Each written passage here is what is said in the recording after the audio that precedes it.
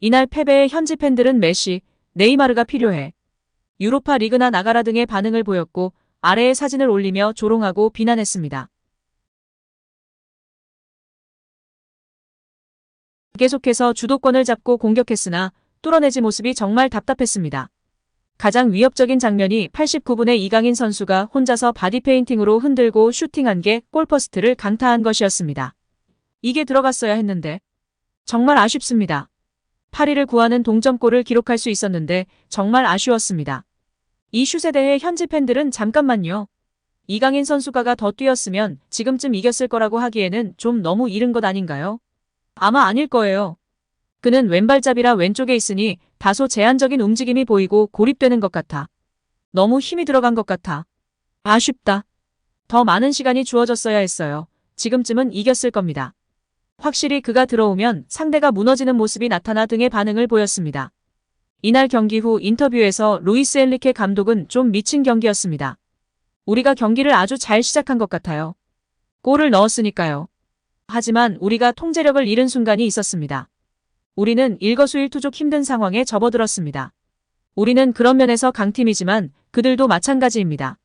그리고 아주 이른 시간 만에 동점이 될 수 있었습니다. 우리는 계속해서 기회를 창출했습니다. 주도권을 잡을 기회가 있었습니다. 오스만 덴벨레와 킬리안 음바페의 확실한 기회를 기억합니다. 사실은 경기가 매우 고른 균형을 이루었고 어느 쪽이든 승리를 가져갈 수 있었기 때문에 아쉽다는 것입니다. 이제 두 번의 중요한 경기, 마치 결승전과 같은 경기를 치르게 될 겁니다. 의심할 여지 없이요. 오늘은 이미 결승전이었어요. 왜냐하면 도르트문트의 결과로 우리가 이겼다면 거의 출전권을 획득했을 테니까요. 하지만 그건 죽음의 조였고 그래서 우리는 그것을 그렇게 부릅니다. 팬분들의 지지와 응원이 계속해서 필요할 것 같습니다. 오늘 많은 파리 팬들이 우리를 응원하는 것을 보는 것이 중요했고 우리는 결과와 함께 팬들의 성원에 보답하도록 노력할 것입니다. 파리 생제르맹은 8일 이탈리아 밀라노의 산시로 스타디움에서 열린 AC 밀란과의 챔피언스리그 조별리그 F조 4차전에서 1대2 역전 패배했습니다. 이로써 2승 2패를 기록한 PSG는 승점 6점으로 간신히 2위를 유지했는데요. 밀란은 첫 승을 따내며 1승 2무 1패 3위로 올라섰습니다. 1위는 도르트문트, 4위는 뉴캐슬입니다. PSG는 슈크리니아르의 선제 헤더골로 리드했으나 레앙, 지루에게 연달아 실점하며 통안의 역전 패배를 당했습니다. 이로써 산시로 무승 침묵은 현재 진행형이 됐습니다.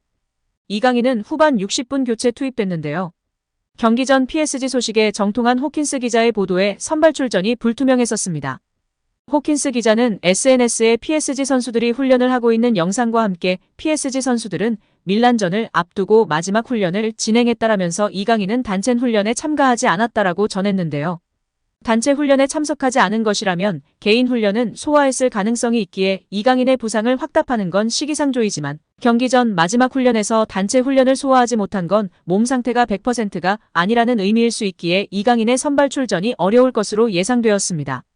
결국 가벼운 부상이라고 보도가 되었고 선수 보호 차원이었다고 합니다.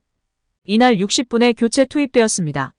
70분부터 파리 생제르맹이 주도권을 잡고 계속 공격했으나 쉽게 밀란의 수비를 뚫어내지 못했습니다. 특히 후반 89분 멋진 왼발 슈팅을 시도했으나 골대를 강타하며 4경기 연속 공격 포인트 도전에 실패했는데요. 페널티 박스 안에서 지루를 제친 뒤 한 박자 빠른 왼발 슈팅을 시도했습니다. 하지만 골대를 강타, 동점골로 이어지지 않았습니다. 이날 이강인은 슈팅 1회, 패스 성공률 96%, 드리블 성공률 100%를 기록하며 공격에 활기를 불어넣었습니다. 수비적으로도 적극적인 모습이었는데요. 이강인은 공중볼 경합 1회 성공, 태클 1회 성공 등 열정적인 모습을 보여줬습니다. 축구 통계 매체 소파스코어는 이강인에게 교체 자원들 중 유일하게 7점대 평점을 기록했습니다. 이강인은 7.2점을 받으며 슈크리니아르, 덴벨레, 돈나룸마 골키퍼 다음으로 높은 평점을 받으며 인상적인 모습을 보여줬습니다. 축구 통계 매체 후스코어드닷컴은 이강인에게 평점 6.7점을 부여했는데요. 교체 출전한 5명의 선수들 중에서는 가장 높은 평점이었습니다.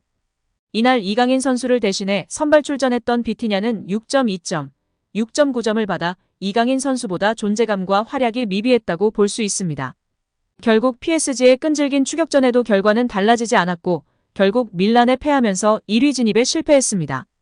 이날 경기서 승리를 거두었다면 F조 조별리그 경쟁서 유리한 고지를 점령할 수 있었으나 패배로 인해 아쉬움이 커졌습니다. 여기에 이강인 선수에 대한 레전드 선수들의 극찬 발언이 다시금 재조명받고 있는데요. 최용수 감독은 이강인에 대해 걸출한 대단한 물건이라고 했습니다. 현역 시절과 비교했을 때 비슷한 선수를 찾아달라는 질문에 최 감독은 내 시절에는 그러한 선수가 없었다. 굳이 찾자면 고종수, 윤정환, 일본의 나카무라 슌스케를 들 수 있다며 안정감 있게 경기 운영을 하는 면이 닮았다고 밝히며 화제가 되기도 했습니다. 윤정환 감독은 이강인에 대해 제대로 경기를 본 것은 국가대표팀 경기가 처음이었다. 엄청난 퍼포먼스였다. 경기장 모든 선수를 통틀어 이강인밖에 보이질 않았다. 고 발언했습니다. 이전의 패스마스터로서 이강인의 패스에 대한 평가 질문에는 현역의 나보다 나은 것 같다. 패스는 노력이 아닌 감각과 재능이다라고 발언하기도 했습니다. 마요르카 동료였던 무리키는 인터뷰에서 이강인과 함께한 것을 영광이었다고 말할 날이 반드시 올 것이라고 확신한다고 발언하며 이강인에 대한 애정과 존중이 묻어나는 발언을 하기도 하였습니다. 여기에 이 인물도 빼놓을 수 없죠. PSG는 작년에 이어 올해에도 2년 연속 일본을 방문했습니다. 그만큼 아시아 마케팅에 진심인 상황인데요. 현지 언론에서는 이 와중에 일본의 데스타 쿠보를 영입하지 않고 이강인을 영입한 것에 마케팅이 아닌 실력이 가장 우선시 되었다는 후문이 전해지고 있습니다. 아시아 시장에서 가장 큰 상품성과 구매력을 지니고 있는 일본이기 때문에 마케팅을 생각한다면 무조건 쿠보를 영입했어야 했는데요. 이강인을 영입한 데에는 결정적 인물이 있기 때문입니다. 바로 PSG 단장 캄포스입니다. PSG 단장 캄포스는 유망주 스카우팅으로 굉장히 유명한데요. 그가 점찍은 선수들은 모두 월클이 되기 때문에 그가 찍기만 하면 일단 몸값이 기하급수적으로 오르고 성공이 보장된다고 할 만큼 큰 신뢰를 얻고 있습니다. 2012년 그는 무리뉴의 부름을 받아 레알 마드리드의 스카우트 겸 전술 분석가가 되었습니다.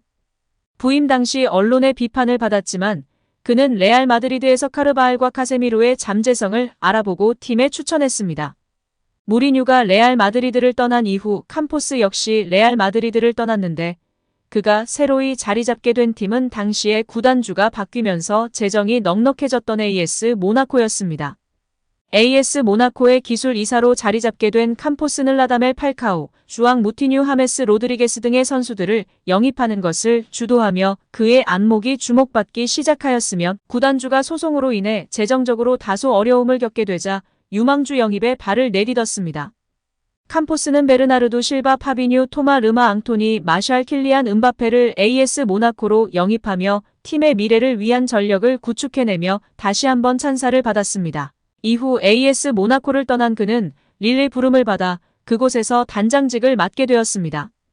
릴에서 캄포스는 니콜라스 페페를 영입하였고 이후 페페가 떠난 뒤에는 빅터 오시멘을 영입하며 안목을 발휘했습니다.